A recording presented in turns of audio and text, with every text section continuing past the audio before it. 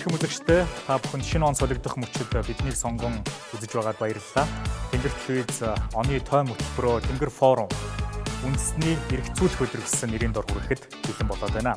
Ард олны амьдрал, он жилүүд гэдэг зөвхөн том улс төрийн шийдвэрүүд эсвэл нийгмийг талцуулж хуваагдуулж байгаа маргааны сэдв биш, харин энд оролцож байгаа хүн бүрийн ард олны туулж өнгөрүүлж байгаа амьсгаа, алхаа, алдаа онооны нэгдэл байдаг үлээ.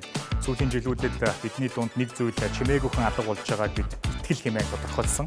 Тийм ч учраас нийгмийн хэсгийг сэргээх урайтай Тэнгэр телевиз шоу нэмэх, дууг чангалах биш, харин эргцүүлдэг, хоорондоо ярилцдаг, хэлэлцдэг, бие биенээсээ энэ жил ямар шуухан өнгөрөвдөө хэмээн асуудаг, эргцүүлэх боломж олгодог талбарыг бий болгох зорьсон юм а.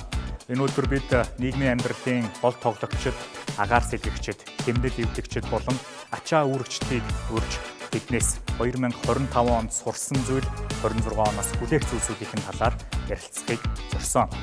Энэ яриа энд дэвшүүлэгдсэн санаа, хэлэлцүүлэгдсэн үгээс аль нэг нь та бүхний баярын ширээнэ үргэлжиж хэлэлцүүлэг болж та бүхний өөрсдийн дор бүрнээ эргцүүлэх сэдв болж байвал бидний зорилго биелсэн гэсэн үг ээ. Тийм учраас та бүхний үндэсний эргцүүлэх өдрийг энэ удаагийн контентоор дамжуулан эхлүүлж цаашаа уламжлалт болон хөвшүүлэхийг уриалж байна.